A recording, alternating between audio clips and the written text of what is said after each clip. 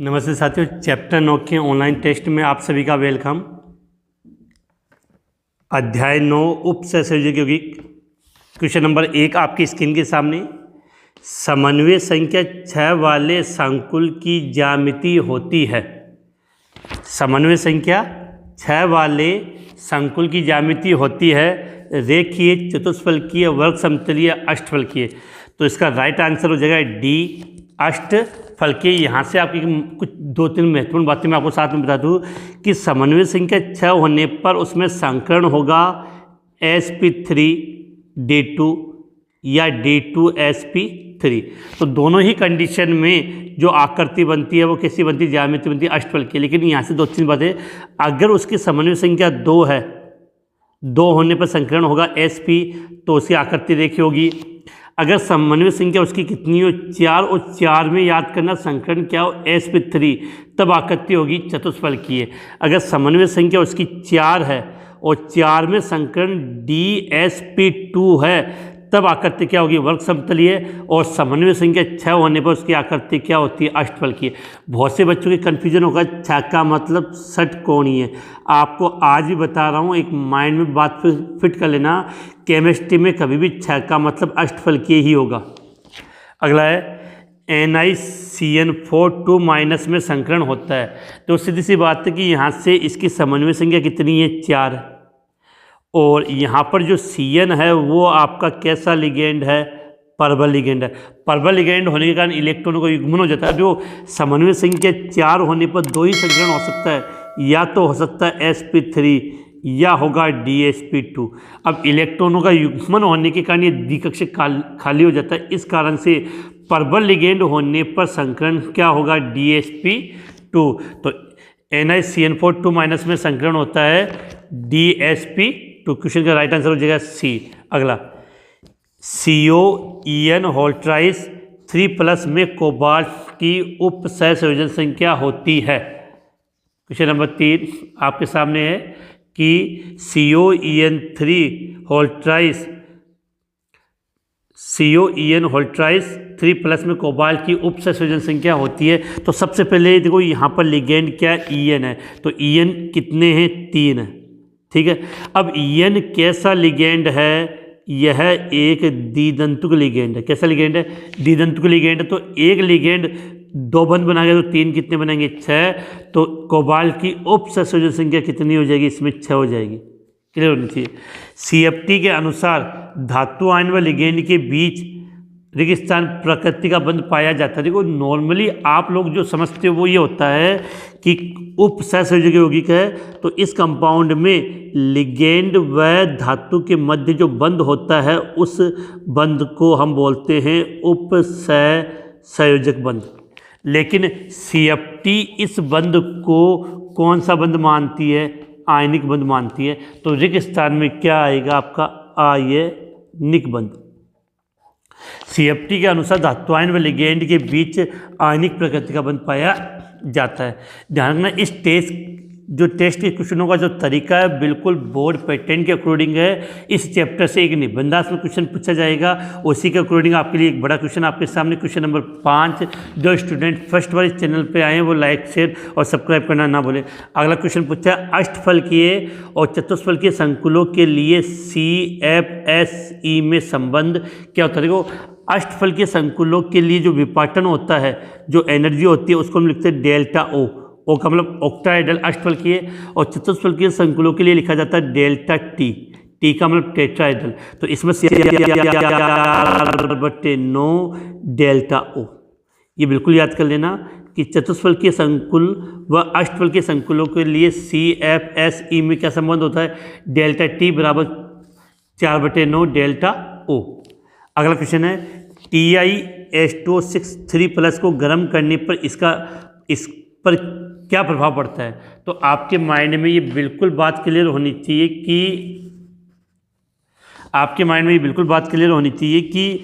TiS263 3+ इसका जो रंग होता है वो बैंगनी होता है।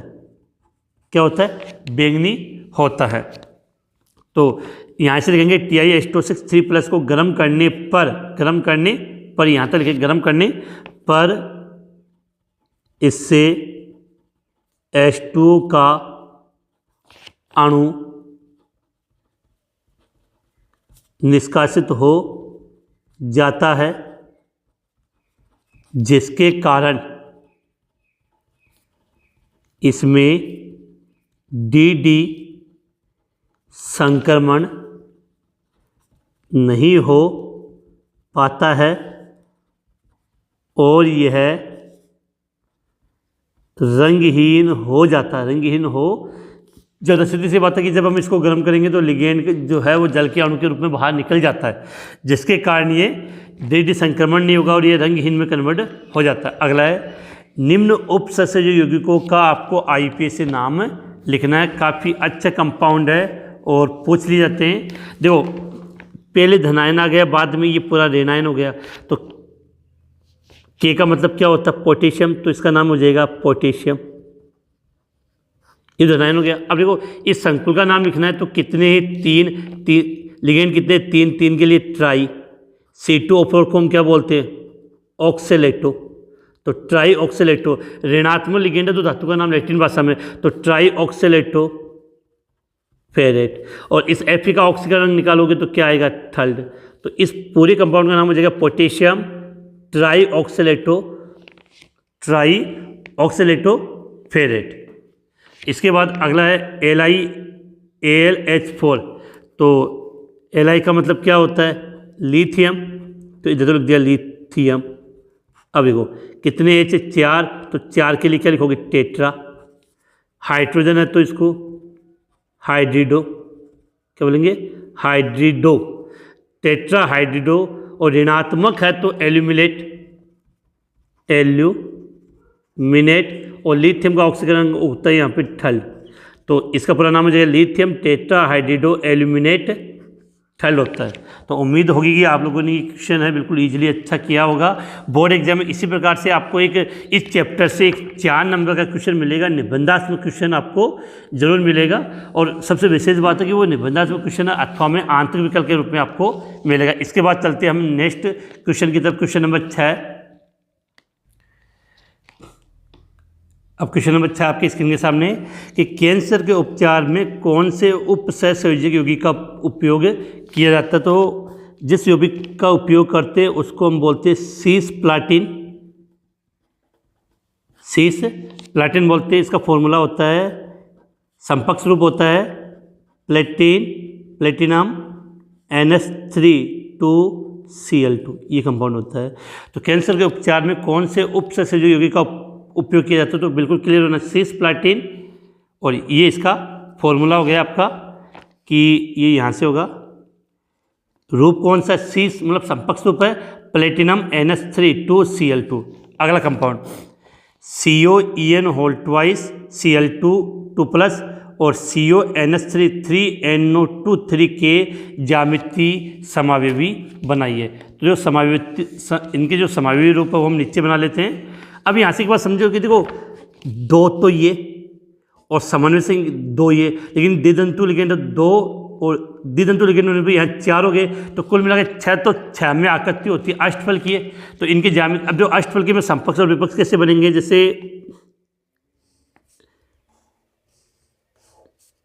ये कोबाल्ट हो गया, 2 रूप बनाने, दूसरा यहाँ बना देते हैं। अब देखो समपक्ष रूप में क्या होगा कि दोनों Cl पास होंगे, तो एक Cl को मैंने यहाँ जोड़ दिया, दूसरे Cl को यहाँ जोड़ दिया। अब आपका लिगेंड कौन बच गया? En। तो इस En को ये एक En यहाँ जुड़ गया और दूसरा En आपका यहाँ जुड़ गया, ठीक है। और इस पे क्या आ जाएगा? पूरे कंपाउंड में +2। तो ये तो गया इसका कौन सा रूप? समपक्ष रूप। अब विपक्ष रूप में क्या होगा कि ये Cl आमने और सामने हो जाएगा, तो एक Cl यहाँ जोड़ दिया, दूसरा Cl आमने सामने यहाँ हो गया। अब देखो एक En को मैंने इधर जोड़ दिया एथिलीन डाइमीन को, और अगले वाले En को मैंने इधर जोड़ दिया। ये रूप क्या हो गया आपका? विपक्ष रूप हो गया।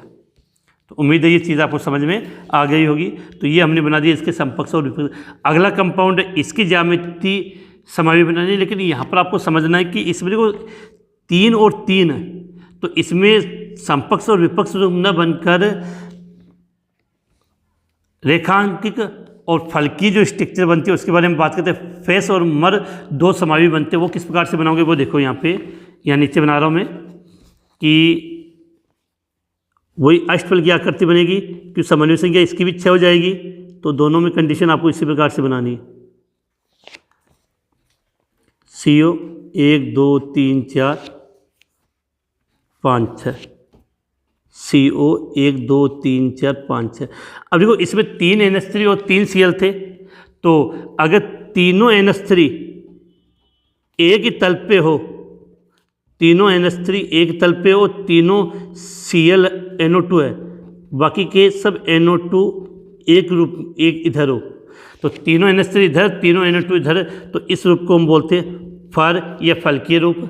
दूसरा होता है कि तीनों एक तल पे ना हो, तो 2 NH3 इधर जोड़ दिया और एक NH3 को मैंने इधर जोड़ दिया, एक NO2 यहाँ हो गया, दूसरा NO2 यहाँ हो गया और ये NO2 यहाँ हो गया, तो इसको बोलते हैं मर या रेखांशिक रूप कहा जाता है। फलकीय समावयवी और रेखांकिक समावयवी।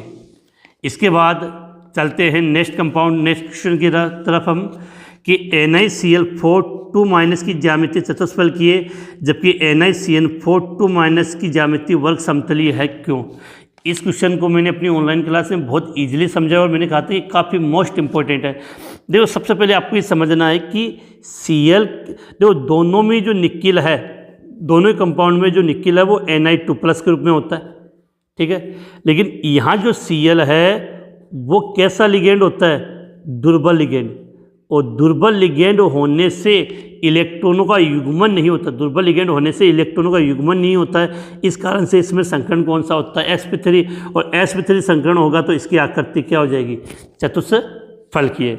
अब जो NiCN4 इसमें जो Cn है वो कैसा लिगेंड है?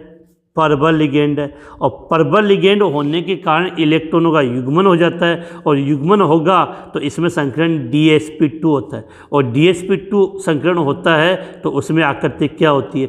वर्ग समतलीय होती है। तो आपको इतना लिखना है कि NiCl4 में जो Cl है वो दुर्बल लिगेंड है, और दुर्बल लिगेंड होने के कारण इसमें संकरण sp3 होता है, और sp3 संकरण के कारण इसकी आकृति क्या होगी? ज्यामिति चतुष्फलकीय। और इसमें Cn प्रबल लिगेंड होने से इलेक्ट्रॉनों का युग्मन हो जाता है, इस कारण से इसमें संकरण DsP2 होता है, जिसके कारण इसकी आकृति वर्ग समतलीय होती है। तो उम्मीद है आपको आज के इस चैप्टर का जो टेस्ट है वो ईजिली अच्छे तरीके से आपने समझ में आ गया होगा। आपके कितने नंबर बने हैं वो आप कमेंट्स में ज़रूर बता दीजिए, और इसी के साथ आपके चैप्टर 1 2 4 6 8 और 9 जो अपनी ऑर्गेनिक और फिजिकल केमिस्ट्री में जितने भी चैप्टर थे उन सब का आपका मैंने ऑनलाइन टेस्ट ले लिया है। अब आपका कल एक दिन का वीक में फ्री अवकाश वाला दिन है, उसके बाद आपकी जो ऑर्गेनिक केमिस्ट्री है उसके ऑनलाइन टेस्ट शुरू हो जाएंगे। तो बिल्कुल ऑर्गेनिक केमिस्ट्री के लिए आपको काफ़ी मेहनत करनी पड़ेगी, क्योंकि वो इजीली याद नहीं होती है। इसी के साथ हम इस वीडियो को यहीं समाप्त करते हैं।